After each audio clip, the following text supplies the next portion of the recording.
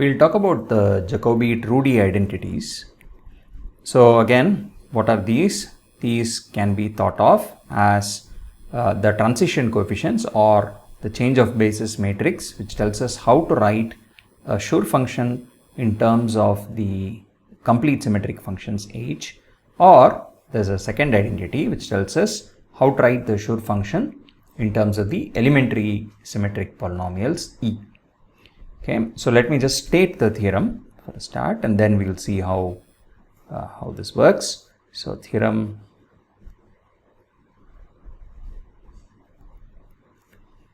so let lambda be a partition. So let lambda be some partition. So let's give it give the parts a name.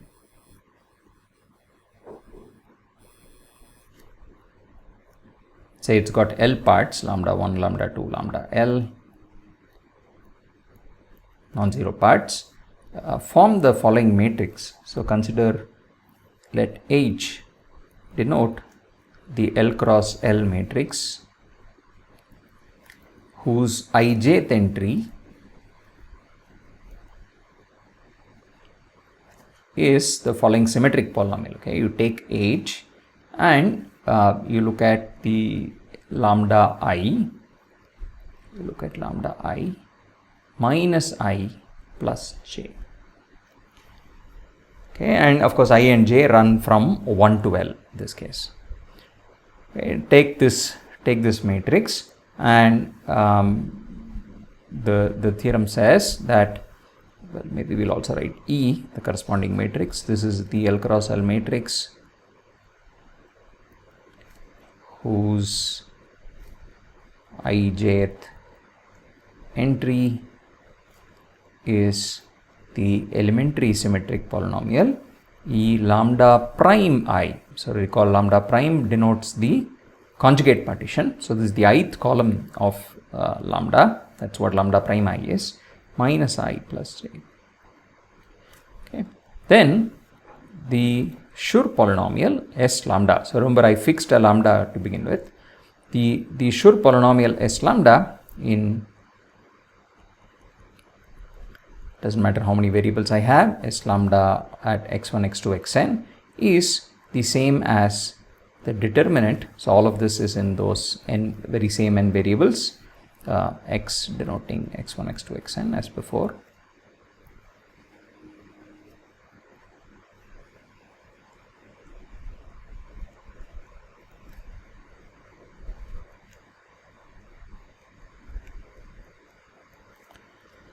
Schur function is the determinant of this matrix H, also equal to the determinant of this matrix E.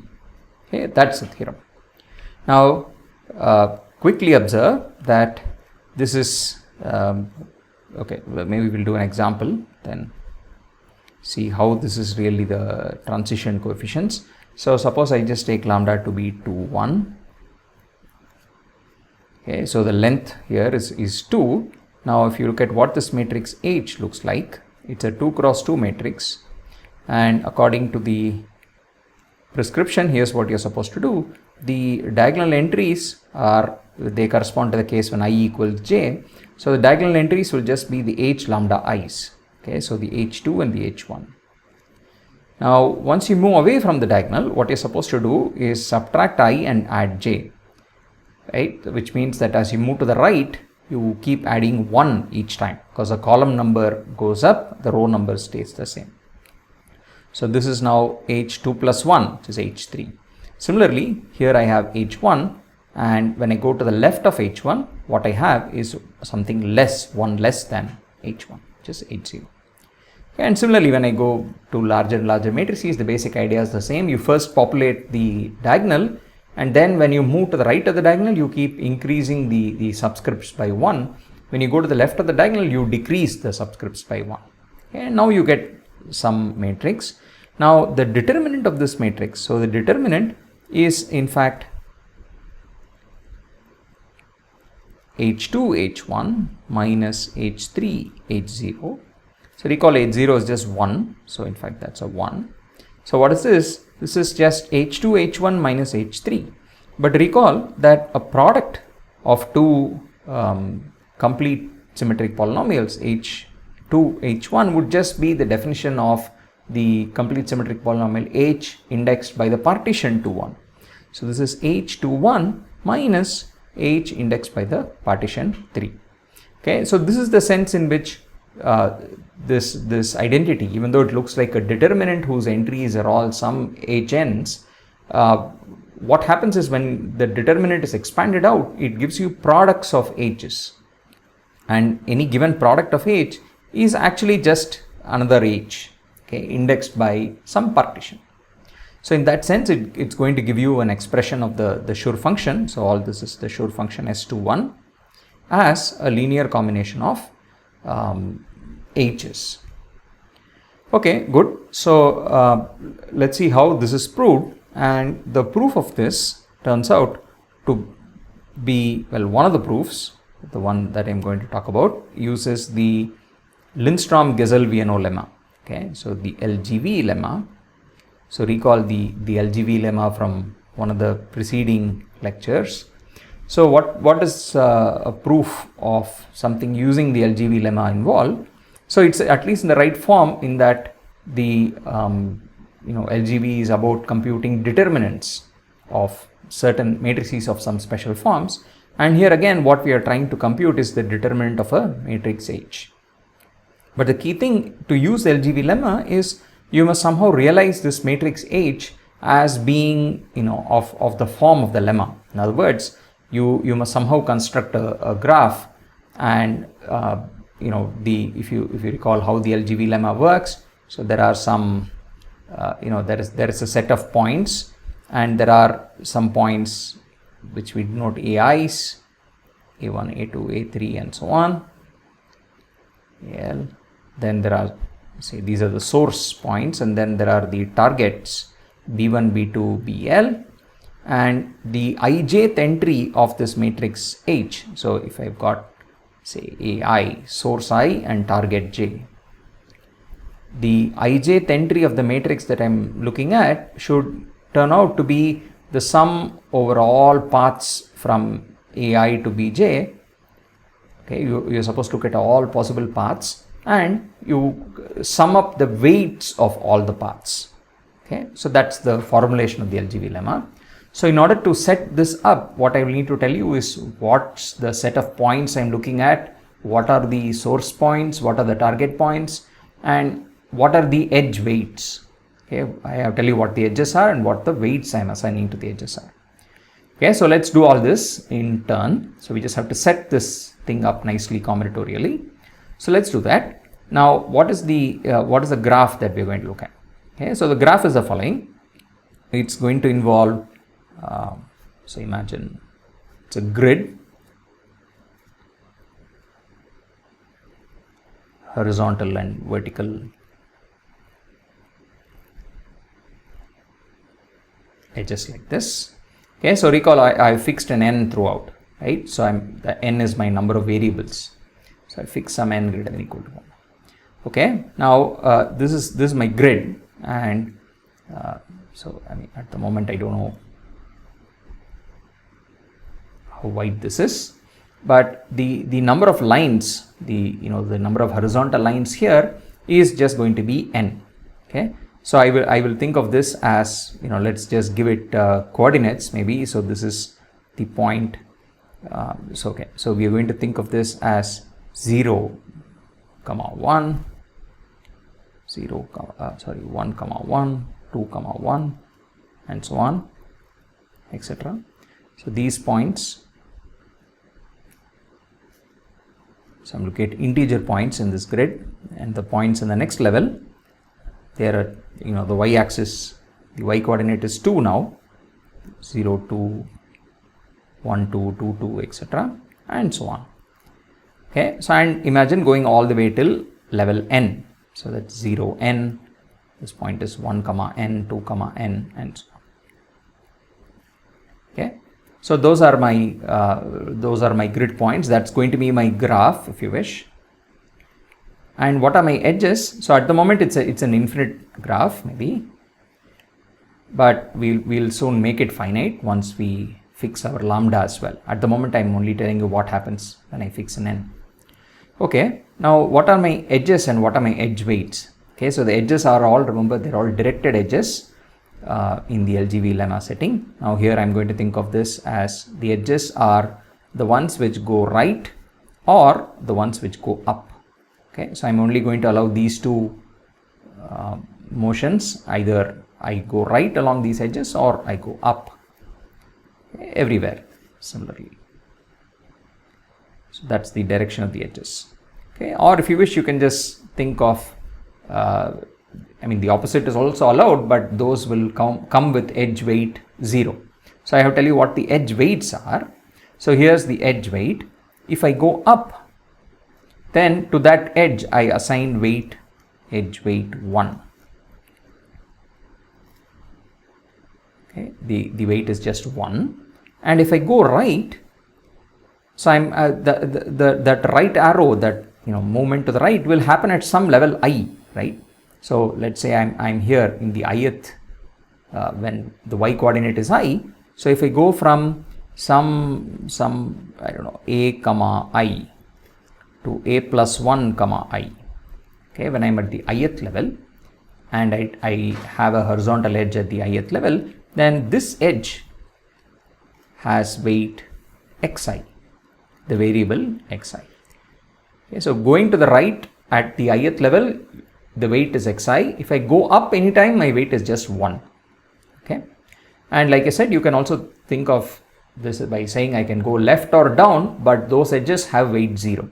Okay, if you want, you can do that. Okay, good. So now I've told you what my overall graph looks like, what my edges look like, what the edge weights are, and what does this particular setting have to do with the symmetric polynomials we are looking at? Well, this particular graph is actually very intimately related to the complete symmetric polynomials, okay, to the h's. So let's see what this graph has got to do with h.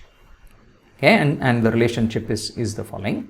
So if you start with any point in the bottom row, okay, so I can start in general with a comma 1, right? That's what the coordinate of a point in the bottom row is going to look like. And I look at a point, the top row, okay, which is to the right of it. So I look at b comma n. Okay, so I've got a point below and a point above, and I now look at all possible paths which start from a1 and reach bn. Okay, so there are many of them, of course. So you could go right and left right and above. So imagine doing that, or this, and so on, etc. Right? So you can imagine there are just tons of ways of starting at a1 and going all the way to bn. Now each of those ways, each of those paths has a certain weight, right? What is the weight? The weight is just the product of the edge weights. For example, the path which just goes all the way to the right and all the way above, right? What's the edge weight of this? Well, every right step is the right steps are all taken when I'm at the lowest level. So each of those right steps has weight x1, right? So how many steps do I take to the right? Well, I take b minus a steps to the right. So this particular path, so if I look at paths from a1 to bn, I just gave you an example of one path which goes all the way right and all the way above. This path has weight. What is the weight? It's x1, b minus a, all the b minus a steps, right steps were taken at level 0, at level 1, right? So each of them will give me an x1 and there are b minus a of them. The going up, all those steps will just come with weight 1. Okay, so that weight is b minus a. Now instead of this, if I did the following, I go all the way to the end, but stop just one shot, go up and then go right, then go above.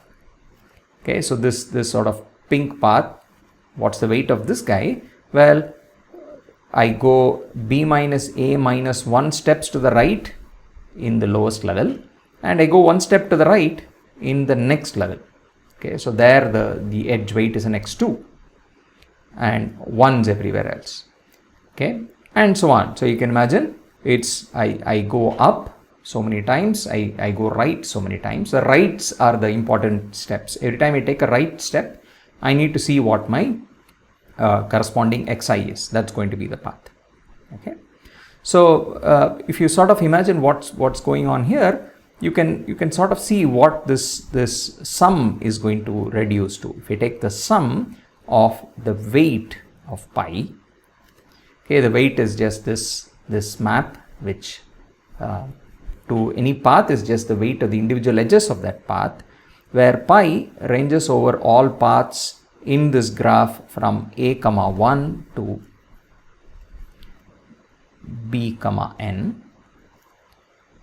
Okay, what is this going to give me? Well, this is just all possible monomials.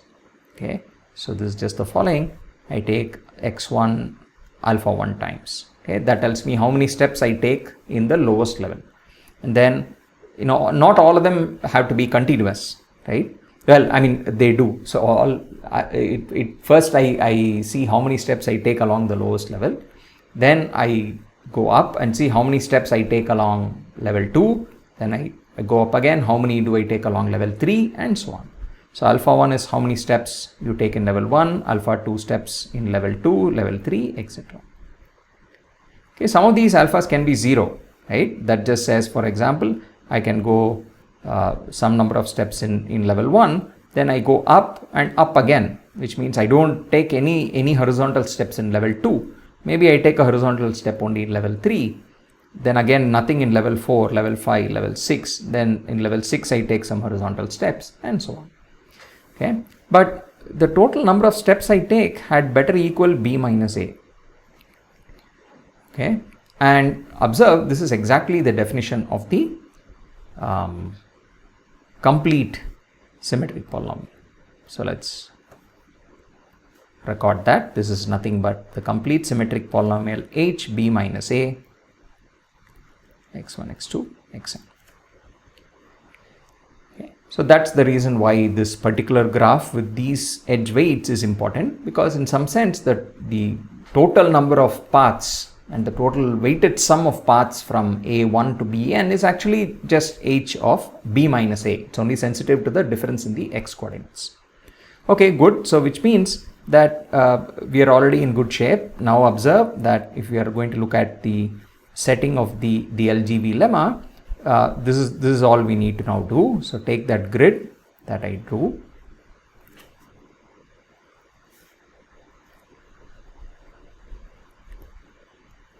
between level 1 and level n.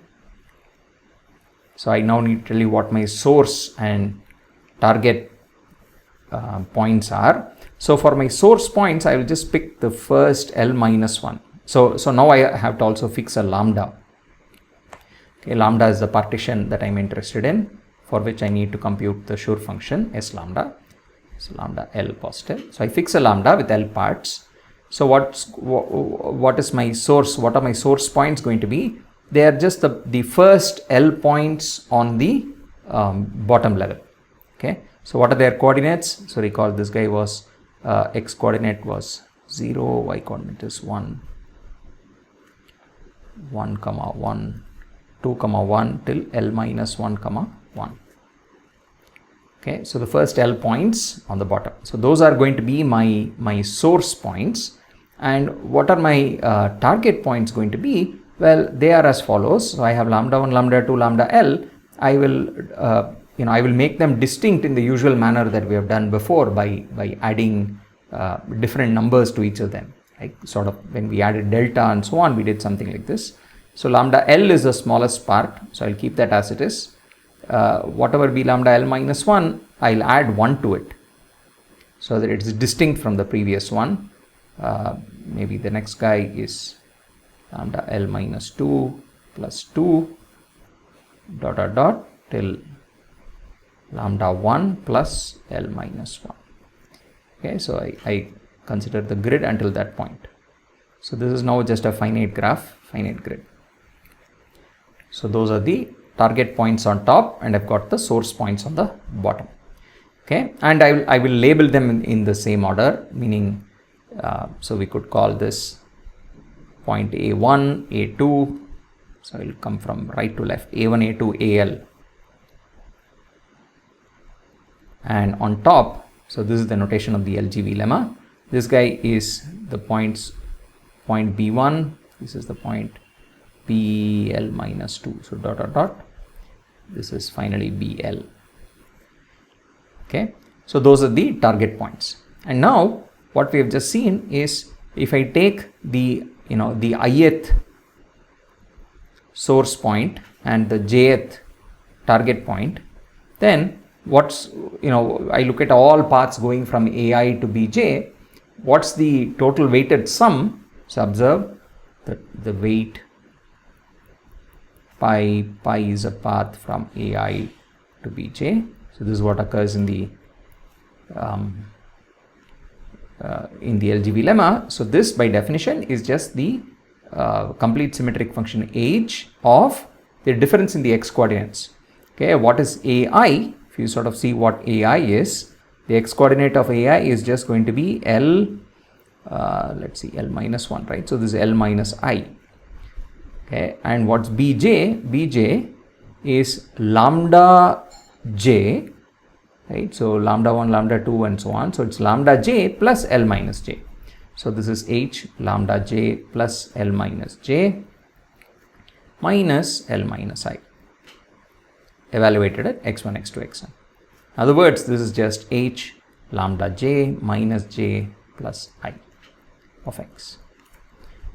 Okay, and the LGV lemma says, therefore, what you're supposed to do is to construct a matrix whose ijth entry is this weighted sum over paths, right? So when I look at the LGV lemma, the matrix that I'm supposed to construct there, so let's call it Mij is supposed to be this, the number of the weighted sum over all paths. But observe, the ijth entry is just this guy here, and if you sort of go back and look at the matrix H that I defined in the in the theorem, this is actually just Hji. Okay, so this is the H of the theorem, except with J and I interchanged. Okay, so in other words, M and H are just transposes of each other. So this is not a big deal. So the matrix M, which should come in the LGV lemma, is a transpose of H. But remember, the LGV lemma is a statement about the determinant, but determinant of H and its transpose are the same. So the LGV lemma allows me to compute the determinant of H. Okay, so that's what we're going to do. We can use the LGV now to conclude that this determinant, so by the LGV lemma, we obtain the following, that this determinant can be written as a sum over non-intersecting, pairwise non-crossing paths between the tuple A1, A2, An and B1, B2, Bn. Okay, so this is now, it's going to be a sum over tuples pi 1, pi 2, pi n. Suppose take n paths, and this is weight of pi 1 into weight of pi 2, weight of pi n. And what's the key property of this tuple of paths, where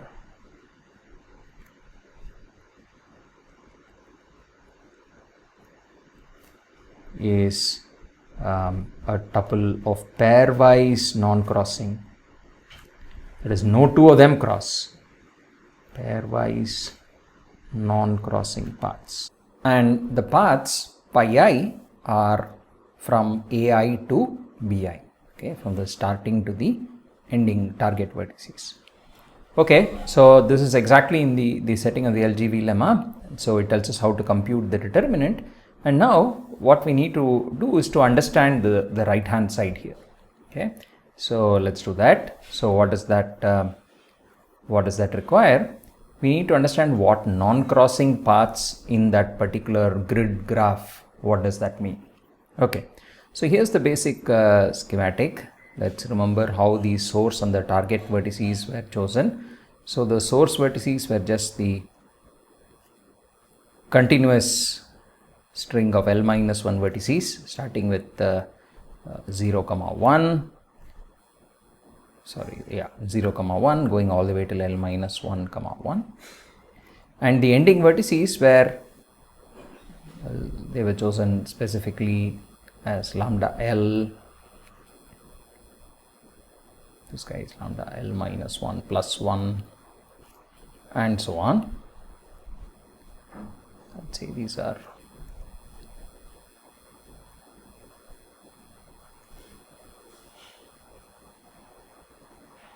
okay, so that's where they are. Now let's look. So if you look at these, what we are trying to look for is a string of non-crossing paths. So paths which start at AI and go to the corresponding BI. So the one here has to go to lambda 2 and so on. This last fellow has to make its way to this one and so on. Okay, so in the middle you have paths like that. So they have to be non-crossing. So this is sort of a schematic for how these paths can look. Okay, now the point is the following. So how many steps to the right do each of these paths take? Okay, so let's look at the very first one, the right. So it starts at L minus 1 comma 1 and goes till lambda 1 plus L minus 1 comma 1. Okay, so this very last path here, the rightmost path, this takes lambda 1 steps to the right. Okay, and the one after it is, this is of course similarly, it takes lambda 2 steps to the right and so on. Okay, till the very last guy, it moves lambda 1 steps to the right. And of course each of them move n minus 1 steps upward. Okay, that's of course the same for all of them. Okay, now here's how we will think of this path here. So we are going to try and construct a semi-standard Young tableau from this data of a tuple of non-crossing paths. Okay, how are we going to do this? So let's look at the rightmost path here, and so remember how the edge labels look like. So this goes say up, then maybe 2 steps to the right.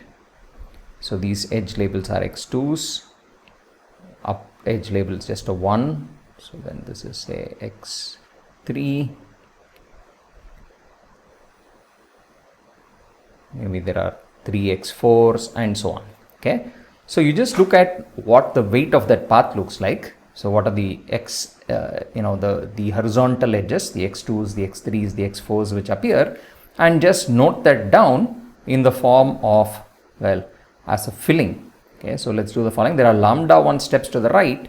So I'll do the following. I will draw lambda 1 boxes like this, and in each box I will fill out the corresponding label. So here x2, x2, then the next 2 steps are horizontal steps are x3, x3 and so on. So maybe the last step here to the right is is maybe an xn minus 1. So maybe this is xn minus 1. Okay, so I just fill, maybe there are 2 2s, 2 3s, maybe the last one is just a single n minus 1 and so on, right? So I just write down whatever the sequence of horizontal steps are in the form. I record it in this form. Okay, there are lambda 1 steps. Now I go down, I do the same thing to the next path. There are lambda 2 steps that the next path takes, and I note down where the horizontal steps were in the same fashion. Okay, so maybe I go up, up, up. The very first horizontal step I take maybe is only at x5, maybe x4. Okay, so maybe there are 3 x4s here. So then I'll just put x4, x4, x4. Okay, so doing this will give us the following. So finally, the leftmost path that I have here, that will have lambda 1 steps, right? So I finally draw, sorry, that will have lambda L steps. Oops, sorry, I should have made this lambda L here.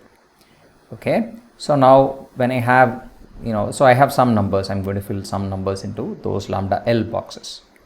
Okay, now let's look at this final object that we have created.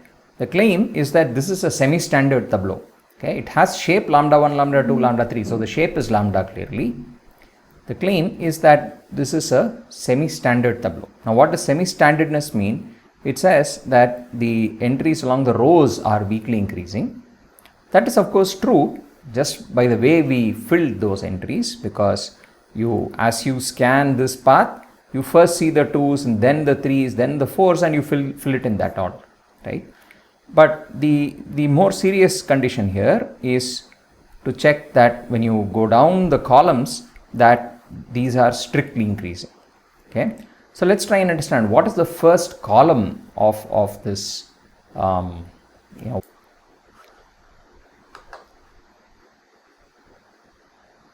Okay, what does the first column really mean? The first column records the first horizontal step that you took in each one of these L paths, right? So if I see a 2 here, it means that this guy was an x2, okay, the first horizontal step of the first path. Then if I see a 4 below it, it means that the first horizontal step that the second path from the right took was an x4, and so on. So as I go down, what are the entries I see in the first column? They are just the first horizontal steps taken by each one of these L non-intersecting paths. Okay. Now observe that here's the key property. What does it mean for these paths to be non-intersecting or non-crossing? That when I have two such paths, okay, so let's look at where the first horizontal step is taken. Okay, so let's say for quite some time there are only vertical steps being taken here, and this path to the right, it takes a horizontal step at some place. Okay, this is some xi, let's say. Now the point is that what can we say about the path that's immediately to the left of it? Well, as long as this original path has a vertical segment, as long as this path keeps going up vertically, the path to its left has no choice. It also has to keep going up vertically. Okay, because if it did not, if at some point it took a right turn, then it would collide with this earlier path, right? And it's supposed to be non-crossing. So it can't collide, which means that it has to go, in fact, one more step up, and only then can it possibly take a right turn. Okay, which means that if you look at two adjacent paths, then if this guy takes a right turn, the first time it takes a right turn is at the ith level, then the path to its immediate left has to take a right turn at some xj where j is necessarily bigger than I. Okay, only then is the non-colliding, only then will those two not collide, right, or be non-crossing, and so on. So you sort of the same argument applies. Look at the one further to the left of this. As long as this fellow is vertical, this has no choice but to be vertical, and only then can it possibly turn right. Okay, and so on. So the same sort of behavior persists. Okay, so this is for the first column. Now the same argument applies to the second column as well. So what's the second column? The second column just tells you when each of these paths takes a second right turn. I mean, when does it go right for the second time? Okay. So now you look at all the paths at this stage after they have all made one right turn, and now ask again what happens. So maybe again this starts going up vertically, this starts going up vertically, and so on. Now again the same reasoning. If these two paths go vertical, and then this takes a right turn at some place xk, the path that's immediately to its left is forced to take a right turn only at xl, where L is bigger than k. Okay, and so on. So this is the typical scenario. So the non-colliding forces that when this certain path keeps going vertically up, the one that's immediately to its left also has no choice. It must also go vertically up and take a right turn only at a higher position. So you can convince yourself that this is exactly the condition that when you read the columns of this of this filling, the numbers in the filling, what you get is a strictly increasing column. Okay, and that's exactly what it means for this to be a semi-standard tableau. Okay, so therefore what this says finally is that the when you look at tuples of non-intersecting paths, that is the same data as a semi-standard tableau. So I take pi 1 by 2 pi n. This is actually the same data as, I mean, you can convince yourself it's a bijection. This T is a semi-standard Young tableau of shape lambda. Okay, so this is a bijection. Further, what is it that the LGV lemma says? It says that the determinant that you're trying to evaluate originally is the sum over all such tuples pi i's of the total weight, which means it's a product of the weights of each of the paths. Okay, now what does that mean in terms of the semi-standard Young tableau? So what were the weights of these tableau? These were just the products of the horizontal steps in each of the paths, right? So this is, you take over all such tuples pi I, and this is a product for each I. You take x to the, I don't know what to call it, horizontal steps of pi I. Okay, this is for each I going from 1 to I. So you just take x2, x2, x3, x3, whatever it is. But what's that? Well, in terms of the tableau, it's just all the numbers which occur in the tableau, right? So if you see 2, 2, 3, 3, whatever it is, it's just a product x2, x2, x3, x3, blah, blah, blah, x4, x4, x4, whatever numbers you see, it's a product of all the xi's which appear in the tableau. Okay. In other words, this is just a product of xj. J occurs in some cell. Okay, in some cell, j occurs like this in T. Okay, so j occurs as the entry of a cell in T. It's a product over all the cells. Okay, so what does that finally tell you? This is just, well, that's just the type of T, right? So if you remember, this is x to the type of T. Okay, good. So what have we finally proved? The LGV lemma therefore establishes the following. LGV lemma says that the determinant of that matrix H is the same as the sum over all semi-standard Young tableau of shape lambda, okay, in which the numbers you fill are between 1 and n, fillings in the set 1 to n, because those are the n you fixed initially, and the xi's that you run over are only the numbers from 1 to n, x to the type of T. Okay, and recall we showed this already, that this was actually another expression for the Schur function s lambda of x1, x2, xn. Okay, so that completes the proof that of the first Jacobi Trudi identity, that the Schur function is really the same as this determinant. Now I'm not going to do the second one, the proof that the determinant of E is also the same thing. It's also s lambda. So this will sort of be quite analogous, but this will be part of one of the problem sets. Okay, but I encourage you to sort of think about it on your own and see how you would change the graph, the weights and so on, so that each step works in a similar fashion but with h replaced by